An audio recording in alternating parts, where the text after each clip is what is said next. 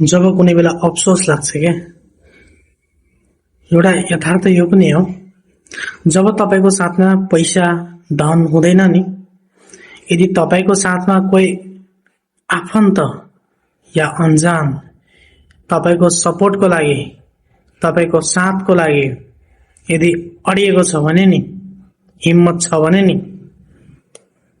त्यो प्रेम भनेपछि नि केही गर्दा पनि भताभुङ्ग हुँदैन क्या। यदि तपाईको पैसा धन भएर कोही तपाईको अडेस लाग्न आउँछ भने नि, त्यो क्षणभरमै सकिन्छ। निस्वार्थ भनेको नि यति मजबुत, यति दह्रो हुन्छ भन्ने सोच्न पनि सक्नुहुन्न क्या।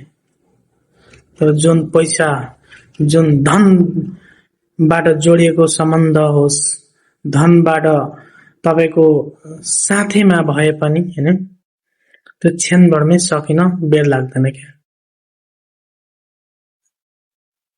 आजकलको रीत भनेपछि यस्तो छ। त्यही भएर सकेसम्म निस्वार्थ माया गरौं, प्रेम गरौं, एक अर्काको कुरा बुझ्ने गरौं। धन पैसाले हैन। अडेस नलाग्नुस् क्या, धन र पैसा देख्ने बित्तिकै।